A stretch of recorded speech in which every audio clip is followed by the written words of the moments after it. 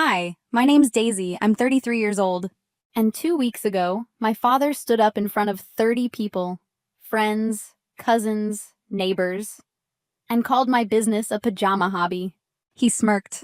My mother laughed. And the rest of them? They joined in, like it was the best punchline they'd heard all year. I didn't argue. I didn't cry. I just stood up, picked up my purse, and walked out. No one followed. No one even asked why. That night, my mother texted me. "Don't be too sensitive, honey. You know your father. He didn't mean it. Love you." I stared at the screen, and the words blurred. Not from tears, but from every memory where I'd been told the same thing. I was always the one who had to understand, to forgive, to let it slide. The duct tape daughter. Patch the cracks, smooth the wrinkles, keep the peace. Not anymore. Because what my father didn't know, what none of them knew, was that I was already done playing that role. So when he showed up at my door 2 weeks later, holding a grocery bag with store-bought cookies like nothing happened, I didn't see a peace offering. I saw a test to see if I'd fall back into line. And the thing about tests, you get to decide whether or not you take them. And that visit was just the first move in a game I didn't agree to play. I hadn't been back to Boulder in almost a year. Spring had just started to stretch its legs, painting the trees outside my childhood home with the faintest hint of green. It was Mara's birthday, my mother's. For the first time in months, she'd asked for the whole family together. Her words, not mine, and I knew exactly what together meant in our house. Performative warmth, plastic smiles, and enough unspoken tension to fill the Rockies. I showed up with a homemade lemon tart, grated the zest by hand, worked the crust until it felt just right. Stupid, really, to think anyone would notice or care. Inside, the air was thick with cooking oil, cologne, and history layered so deep it felt like another wall. Grant, my father, was already halfway to tipsy, laughing too loud at his own punchlines. Callista draped across the love seat like she owned it. Dorian, beer in hand, holding court with an office story. Mara saw me and offered a hug that was more pose than embrace. "You look good, thin. Are you eating?" "Nice to see you too, Mom." The tart disappeared into a row of store-bought cakes. No comment. No question about the recipe. No flicker of recognition in anyone's eyes. Dinner was the same script as always. Gossip, promotions, vacations. I stayed quiet. Not because I had nothing to say, but because I knew the moment I spoke, it would be twisted into a joke or met with that sharp, deliberate silence. Then Grant stood up, tapped his glass, announced Callista's promotion, Dorian's big deal. And then, he looked at me. That slow, dangerous smile. "Well, she's got her little project," he said. "Works from home, mostly in pajamas. Must be nice, huh?" Laughter. Real, belly laughter. Even from people I'd once helped through math homework or driven home in the rain. Mara chuckled behind her napkin. She's always been our sensitive one. I didn't argue. I didn't smile. I just walked out, each step quieter than the noise behind me. The next morning, Mara texted, "Don't be too sensitive. You know your father." The script again. I was the one who had to absorb the blow, patch the cracks, make it easy for them to stay comfortable. 2 days later, the first photos from that night went up online. Everyone gathered in front of the fireplace, smiling like they'd solved world hunger. And me? I wasn't in a single one. It wasn't an oversight. It was surgical. After that night, I didn't slam any doors. I didn't make a public declaration. I just stopped showing up. The decision didn't crash into me. It came like a tide. Quiet, steady, undeniable. No more family group chats. No more RSVPing to events I knew would end in the same script.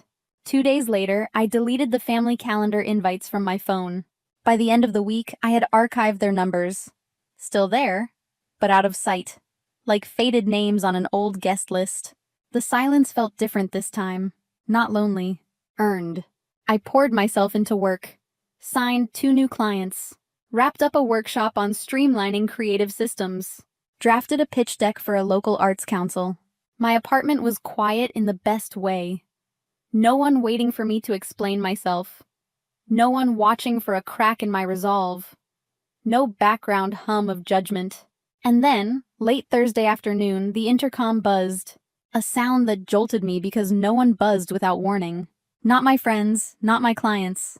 I pressed the button. "Yeah, it's Dad. I'm downstairs." For a second, I thought about pretending I didn't hear it. But old habits are hard to kill. I buzzed him in. He knocked softly.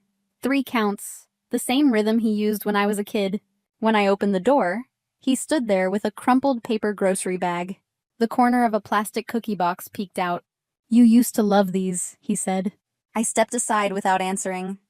He moved past me like he still owned the air in my space. He glanced around. "Nice place. Cozy." I asked if he wanted tea. He said yes, surprised. We sat, him on the couch's edge, me in the armchair across. He cleared his throat. "Didn't want things to feel tense. Your mother worries. Callista's busy. I figured I'd bring a peace offering." He nodded toward the cookies like they could patch over years of being undermined. "They still use red dye in those?" I asked. "What?" "The cookies. That dye gives me migraines now." Oh, didn't realize. Of course he didn't. His eyes landed on my desk in the corner. Whiteboard full of notes, pinned up client logos. "So, who helped you put all this together?" he asked. "What do you mean?" "I mean, it looks professional. You must have had help. A designer, a coach." His voice was coded in that tone. Sounds supportive if you're not listening closely, but there's a blade hidden in it. "No one helped me," I said. "Just me." Silence, not awkward, deliberate.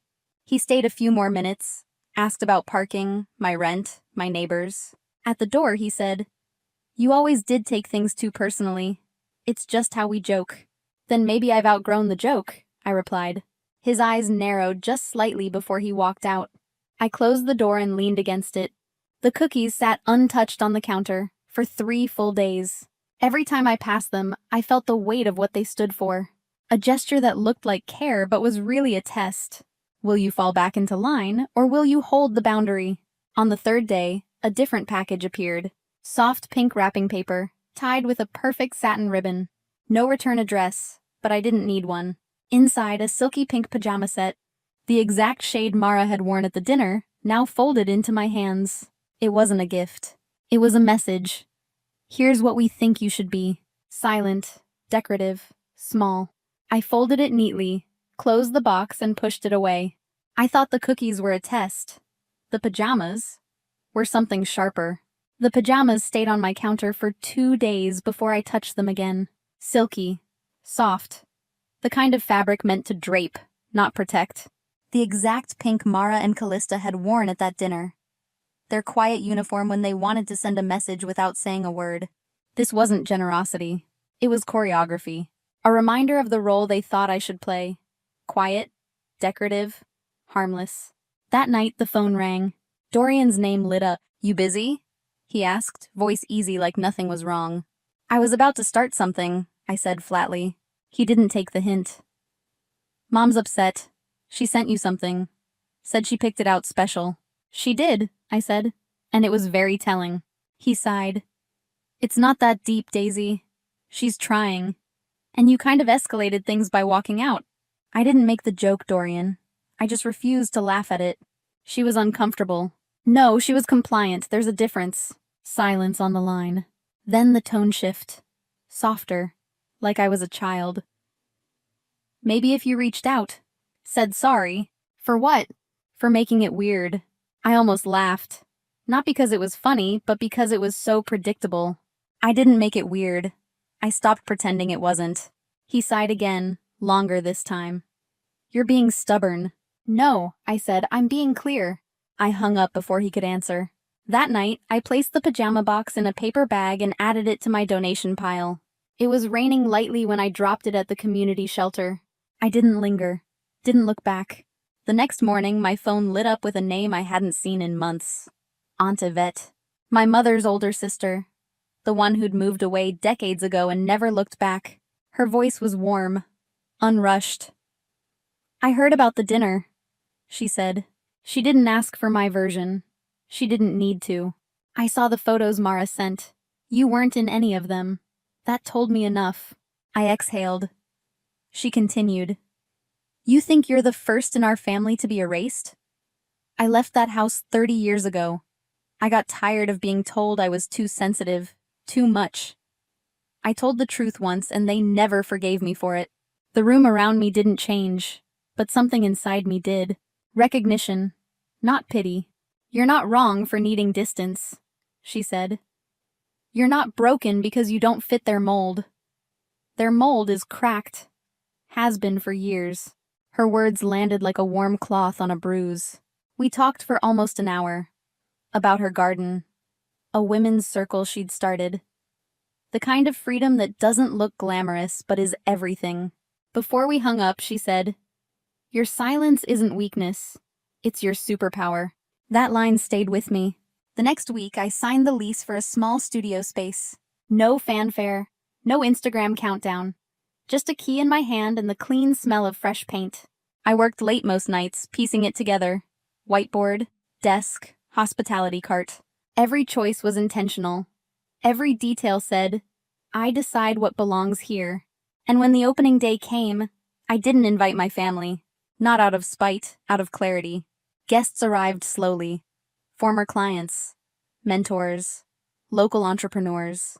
People who knew me for my work, not my role in someone else's story. One client raised a glass. "This studio isn't about success," he said. "It's about survival turned into strategy." Applause followed. Warm, genuine, no script required. For the first time, I felt what it was like to stand in a room and not brace for the punchline. But my family wasn't done trying to pull me back into the frame. 3 days after the studio launch, my inbox lit up. First, a text from Callista. "Why didn't you tell us?" Then, an email from Mara. Subject line. This could have been a family moment. Her message was short. "You didn't even give us the chance to support you. That hurts more than you know." No mention of the dinner. No mention of the pajama gift. Not a single acknowledgement of the years they'd stayed silent while I was the punchline. Grant didn't write. Not a word. I locked my phone and went back to the guests still in the room. People who showed up without needing an invitation. People who clapped without needing a script. People whose approval didn't come with conditions. The next morning, a headline popped up on my phone from a local news app. From side hustle to strategy. Local consultant opens groundbreaking creative studio. The article was simple, respectful. Quoted 2 attendees. No drama, no spin. Scroll down and another headline caught my eye. Former city advisors past revisited amid daughter's rising profile. It was Grant. A decade-old ethics investigation. Nothing criminal, but nothing clean. Quiet favors, selective disclosures. Contracts that benefited friends. They didn't name me. But the timing wasn't an accident. Someone had leaked it. Later that afternoon, an email arrived from a leadership nonprofit.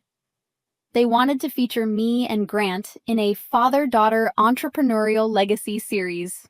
I closed it, then reopened it, and typed one line. No. I won't help rewrite a story I was never allowed to tell. 2 hours later, Callista called. I ignored the first 2 rings. Answered the third. What the hell did you do? No greeting. I didn't leak anything, I said. But I also didn't cover for him. You sabotaged him, she snapped. No, I said calmly. He built the house on sand. I just stopped holding up the frame. She muttered something I didn't catch and hung up.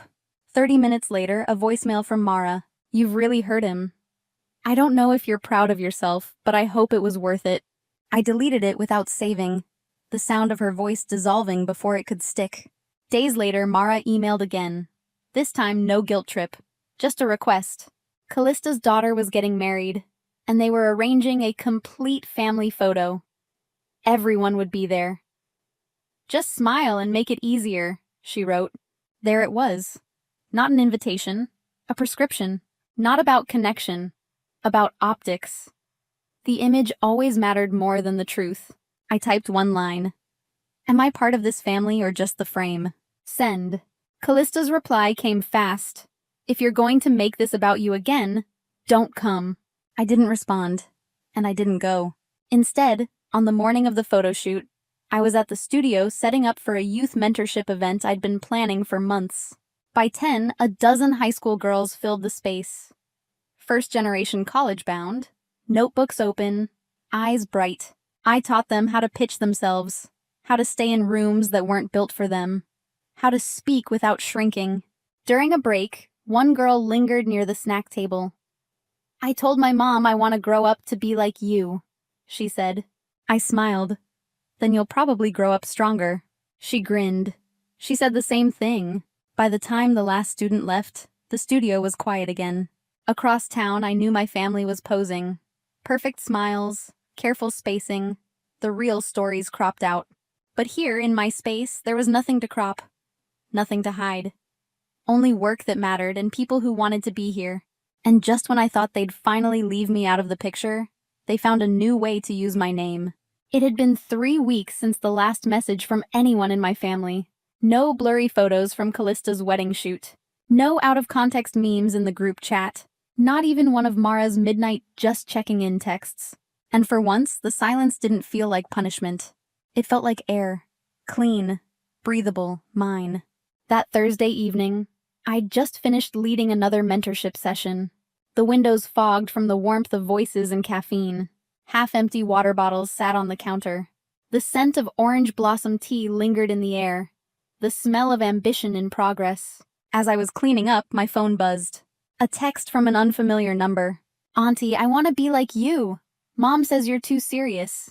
I think you're just real." It was Callista's daughter. The last time I saw her, she was 14, wearing a tie-dye hoodie at a family barbecue where everyone smiled too much and said too little. I didn't reply right away. Instead, I printed the message and taped it into the leather-bound journal I'd kept since the studio's opening day. On the first page, I'd written in shaky cursive, proof I was here. I sat on the couch, letting the studio dim around me. Outside, dusk folded into night. And for the first time, I realized I didn't need their table to have a place. I'd built my own. The leaves outside began their slow turn to gold. I walked to work each morning with coffee in hand, not thinking about who might approve or disapprove. No rehearsed speeches in my head, no bracing for their reaction. Some stories don't end in reunions. They end in realization.